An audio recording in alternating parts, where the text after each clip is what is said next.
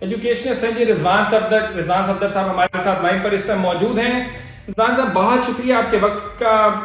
Understand کہ it's very late اور آپ نے پھر بھی ٹائم نکالا ہے. مجھے بتائیں کہ انتشار کی سیاست دیکھی ہم نے, ایجوکیشنسٹ ہے آپ, سوسیولوجی پہ خاص نظر ہے آپ کی, یوتھ کو سمجھتے ہیں اور سوسائٹی کو سمجھتے ہیں. میں آپ سے پوچھنا چاہوں گا انتشار کی جتنی سیاست ہم نے دیکھ لی ہے, جتنی نفرتیں, ابھی میں بات کر رہا تھا کہ بھائی بھائی کے خلاف ہوا ہوا ہے, گھروں کے اندر لڑائیاں ہیں, ڈیوائڈ ہے, تفریق ہے, ابھی ہم دیکھ رہے ہیں کہ بس نون کے اور تحریک انصاف کے کارکنان آپس میں مطلب لڑ رہے ہیں, ہر طرف معاملات خراب ہے. تو ان انتخابات کے بعد تو بہتری آئے گی. واٹ ڈو یو تھنک, کیا لگتا ہے مستقبل کیسا ہوگا کہ کہیں پہ کوئی پوائنٹس آف کنورجنس کی بات کرے گا؟ دیکھیں جی, جہاں تک پارٹنرشپ کی بات ہے سیاست میں یا محبت کی بات ہے سیاست میں, تو یہ تو میرا خیال ہے کہ پولیٹیکل لیڈرشپ کے اوپر ڈیپینڈ کرتا ہے کہ کیا وہ آپس میں بیٹھ کر یونٹی کے ساتھ کام کرنے کو تیار ہیں یا نہیں ہیں. اس سے پہلے کہ نظام اور یہ پورا ملک پوری طرح سے کولیپس کر جائے, سیاسی رہنماؤں کو شاید یہ بھی سمجھنے کی ضرورت ہے کہ in the end of the day وہ سیاسی مخالفین ہیں, وہ ذاتی دشمنی نہیں ہے ان کی, اور وہ ایسے سیاسی مخالف ہیں جن کے نظریات اور مسائل کو دیکھنے کا اور ان کو حل کرنے کا اینگل مختلف ہے.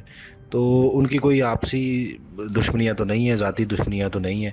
دوسرا یہ کہ انتقامی سیاست جب تک اوپر والے لیول سے ختم نہیں ہوگی, اوپر والے لیول پہ, لیڈرشپ لیول پہ جب تک اس پہ بات نہیں ہوگی, تب تک جو پولیٹیکل پولرائزیشن ہے وہ عوامی سطح پہ بھی, نچلی سطح پہ بھی ختم نہیں ہو سکتی. یوتھ دیکھیں اس ملک کا 65% ہے, تو سیاسی لیڈرشپ یوتھ کو جس طرف لگائے گی یوتھ اسی طرف ہی چلی جائے گی. یوتھ تو سیاسی لیڈرشپ کے پیچھے ہوتی ہے. عمران خان کوئی بات کریں گے, یوتھ اس طرف, اس کے فالورز اس طرف کو چلے جائیں گے. نواز شریف کوئی بات کریں گے, ان کے فالورز اس طرف کو چلے جائیں گے.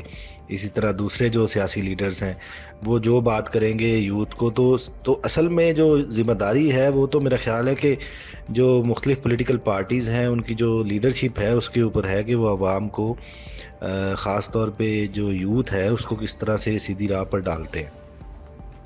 تو عوام کے اندر جو کنفیوژن ہے, جو عوام کے اندر مطلب یوتھ جو ہے اس کو ہم لائن کس طرح دیں؟ Majority of the population of Pakistan happens to be youth. اتنے بڑے سرمایہ کو ہم ضائع ہوتے کیا دیکھیں؟ کیا انتشار کی طرف لگے رہیں, آپس میں نفرتیں بانٹتے رہیں, یا پھر یہ کنفیوژن جو ایک آ گئی ہے, وے فارورڈ نہیں مل رہا, اس کو مطلب کیسے ایڈریس کریں؟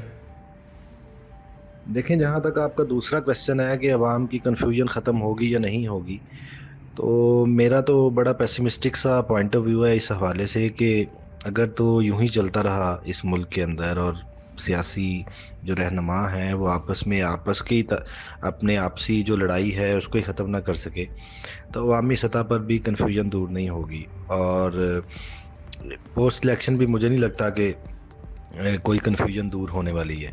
تو میرا پھر یہی میں کہوں گا کہ اگر لیڈرشپ نے اس کنفیوژن کو دور کرنا ہے, پولیٹیکل پولرائزیشن کو ختم کرنا ہے یا ایون کم ہی کرنا ہے, تو اوپر کی سطح کے اوپر جو لڑائیاں ہیں ان کو سیاسی لینس سے ہی دیکھنا چاہیے, ان کو آپسی دشمنی نہیں بنانا چاہیے, اور اوپر کی سطح کے اوپر کوئی قومی ایجنڈا بنانا چاہیے. اور جو یوتھ کی جہاں تک بات ہے تو کے لیے بہت بڑا مسئلہ ایجوکیشن کا ہے. یوتھ کے لیے اس سے بھی بڑا مسئلہ ایجوکیشن لے کے امپلائمنٹ کا ہے. تو جب تک پولیٹیکل جو سیاسی رہنما ہیں, پولیٹیکل لیڈرشپ ہے, وہ لوگوں کو امپلائمنٹ, یوتھ کو امپلائمنٹ نہیں دے گی, تو یوتھ کبھی بھی جو ہے اس کنفیوژن سے نہیں نکلے گی. جب لوگوں کے پاس ظاہر ہے نوکری ہوتی ہے, کھانے پینے کے لیے ہوتا ہے, تو پھر ان کے اور مسئلے ہوتے ہیں. اگر ان کے پاس نوکری نہیں ہے, کھانے پینے کے لیے نہیں ہے, اور وہ ڈگری لے کر ان امپلائڈ پھر رہے ہیں, تو پھر وہ فرسٹریشن میں ہے, اور فرسٹریٹڈ بندہ ظاہر ہے اس کی کنفیوژن بڑھتی ہے. تو میرا خیال ہے کہ یوتھ کے تو یہ مسائل ہیں. ریسنٹلی ہم نے دیکھا ہے کہ بہت سارے ینگ لوگ ہماری یونیورسٹیوں سے گریجویٹ بعد میں ہوتے ہیں, پہلے ملک چھوڑنے کی تیاری کر رہے ہوتے ہیں, کیونکہ ان کو شاید یہ لگنے لگا ہے اب لوگوں کو بھی, خاص طور پہ ینگ لوگوں کو, کہ اس ملک میں ان کا فیوچر نہیں ہے.